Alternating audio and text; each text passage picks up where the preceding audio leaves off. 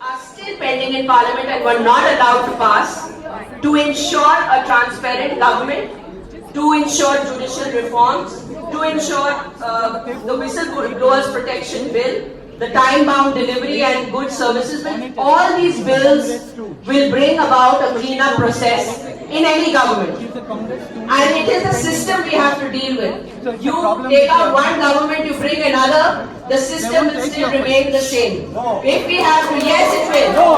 If we need to change, we have to bring up strong legislations to ensure a corruption-free India. Okay, and that includes you and me. Next question goes to Ms. Poonam Mahajan of the BJP. Silence, please. Can the next question be asked? Naresh, please go ahead. This goes to Ms. Poonam Mahajan of the BJP. Why has your manifesto not been released? And much as your PM candidate is advocating an aggressive pro-growth policy, the party is mum and mute on its stance towards religious minorities. What is your stand? Please answer both questions. And your manifesto not yet released? The manifesto will be released tomorrow. We are sorry that it's been a little delay because we don't want to make false promises where it's been promising a women empowerment but women are not empowered.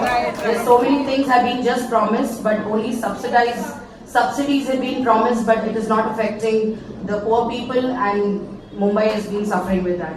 Most importantly, anti-conversion law, which you were talking about. Not specifically, basically, we don't even have an idea about what your stance is going to be regarding religious minorities once you're elected. Justice to all, appeasement to none. That's a slogan. Sabka vikas, sabke saath. I'll give you an example of Gujarat. I'll give you an example of Madhya Pradesh. I'll give you an example of Chhattisgarh. I'll give you an example of Goa. Manohar Parrikar's Goa. We could form the government just because of the minorities, even there in Goa, supported BJP in its agenda of development. So all of us work together. Let me not get into, please, the nakaratmak baat mat kariye. We have to, our agenda is development. Our agenda is development for all. You have your, sir, aapke honge view. No problem. Please, 1 minute, please. Please sit down. आपके सबके आपके views होंगे आपके मैं बिल्कुल जानती हूँ ये डेमोक्रेसी आप व्यू नहीं दोगे तो कौन देगा I completely applaud your view but I am here with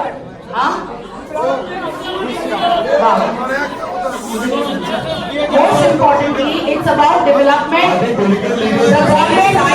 I would like to interfere. Political leaders cannot intimidate citizens.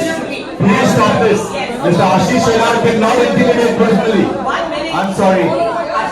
One minute, please. Nobody makes questions me. I am enough to answer. We as a team we are working here. 1 minute, please. I'm requesting the audience again and again. You can voice your anger and your opinion on the 24th of April by pressing whichever button. Please don't do it here now and you disrupt, let other people also talk, okay? I am only a little surprised that, because this is the question that has come, that the manifesto was not out when we go to vote tomorrow, I think, okay? No, we go to vote on the 24th. No, not us, all India, but all India. Completely agree. The AAP candidate. No, we completely agree. It's been a delay. AAP candidate. No, I accept there has been a delay, but there are promises which are to be fulfilled, not to be made and forgotten for 10 years of UPA. Silence. Next question. I agree with you. But the second question is, I move to Mr. Palkewala of the Aam Aadmi Party. Your party formed the Delhi government for 49 days, which is the extent of your party's experience in running government. You also became the poster children of the citizens' movement, then abruptly your party resigned from power. How do we know that the Aam Aadmi Party will not do something similar if they or the candidates come to power? I'm really glad and grateful to whoever asked this question because it's something that requires to be addressed. I think we've become, as a country, too unused to people standing on principle. We've become too unused we've become too used to the political class who wants to stay in power come what may. Now please analyze this situation carefully. 1 minute, please.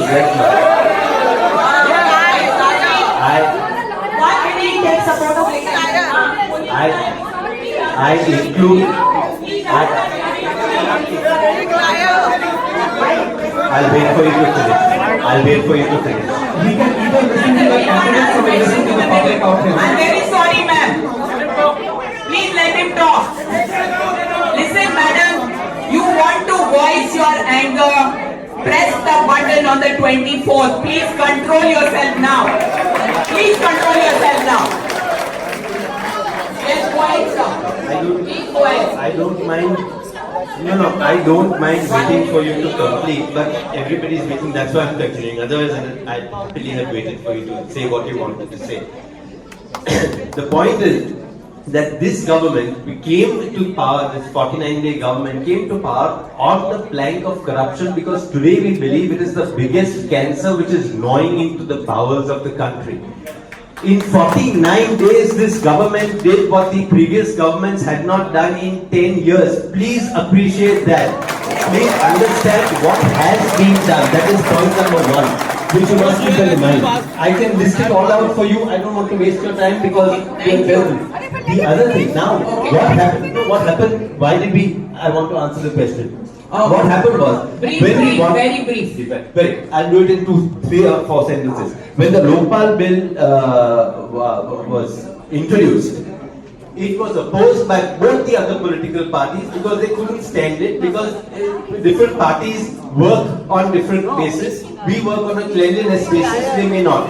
So they opposed it. Now, Mr. Kejriwal made an open statement that since I have come to the people with this primary objective, if I am unable to fulfill it, I have no right to occupy that chair. We are the politics. Have you ever heard anything else in the history of India except for that? Okay, next. Baran asked me a question for you, sir. 1 minute. Okay, sir, 1 minute, please. Running. We move next to Mr. Farhan Asmi of the Samajwadi Party. The question to you is, your party in its manifesto has vowed to create reservations specifically for a particular religious community and has promised to release individuals from this particular minority from supposedly false implication in terror cases. The Indian Constitution does not allow for reservation based on religion, and this is currently being heard in the Supreme Court. Are you prepared to subvert the Constitution in your pursuit of vote banks? While I completely Silence. understand your question, and I believe, my personal belief, that there shouldn't be any reservations, religious reservations, but the situation in our country in the past 66 years has, forced us to create such options so that we can hold the hands of the people who are left behind in development. Had the development been, across the religions, across religious people, across all states, across all walks of life, I would have definitely, confirmed that I will stand against that. But I think the minorities, especially, not just the Muslims, the Christians, the Dalits, the OBCs, the Jains, the Sikh, the Parsis have been left behind completely. The upper caste politics that the Congress and BJP is doing, and I'm sure the entire citizen, the young India has realized, and I feel that there has to be reservation. In fact, I also support the reservation of 33% women, reservation for women, but there must be, it should be subject to a sub-reservation for the minorities, which include Muslims, Christians, Parsis, Jains and Sikhs. Because if we do not uplift them, today nobody wants to give jobs to a woman who's wearing a burqa. Today nobody wants to give a job to a woman who's wearing a scarf. And I have enough proof to bring in front of you where corporates are doing discrimination, where cooperative housing societies are doing discrimination against not just Muslims, but also Hindus. The hand-in-glove operation of the local MLA has made it mandatory that there should be reservation. I think we don't need to go because we don't. Okay, go ahead. This is a very important subject. I think today, these are not personal issues, these are not my issues. Answer to the point. These are people's issues, and if people are refused a chance to get out of the ghettos where Muslims particularly are being forced to be in, I think there will be a very sad day in India where the Muslims will feel completely isolated. I'm sorry,